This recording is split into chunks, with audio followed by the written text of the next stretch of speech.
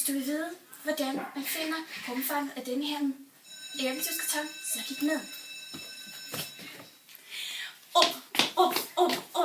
Bare rumfangssteg. Du skal gange længde, højde, bredde. Bare rumfangssteg.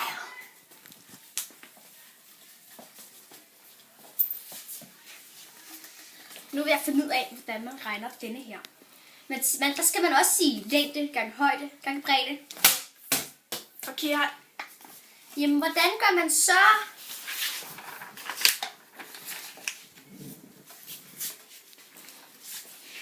Du tager og siger radius gange højde gange pi. Og det her, det er jo radiusen. Så derfor, så regner man det sådan. Så har vi fundet ud af det i dag.